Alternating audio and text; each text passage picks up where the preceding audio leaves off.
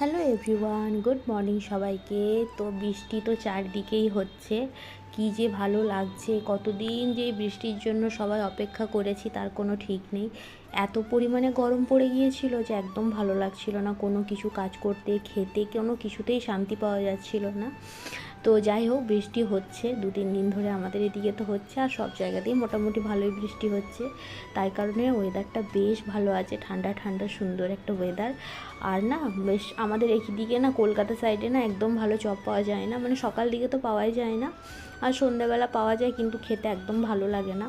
তো আজকে যেহেতু বর বাড়িতে আছে, তো আমি ভাবলাম আমারও খুব চপ খেতে ইচ্ছে হচ্ছে, তাহলে খেতে ইচ্ছে হচ্ছে, শুভ কাজে দেরি করে লাভ নেই। তো ভাবলাম সকালবেলা একটু সিম্পলের মধ্যে চপ বানায় আর কি।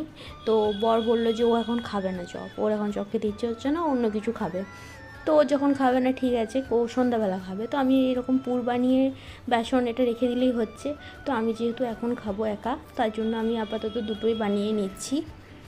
আর আমি কিন্তু এর আগেও চপ বানিয়েছি, মোটামুটি খুব একটা ইজিবিজি কিছু দিই না, আমি খুব সিম্পলের মধ্যেই বানাই। তো দেখো আমি কিন্তু আমার জন্য দুটোই বানাচ্ছি।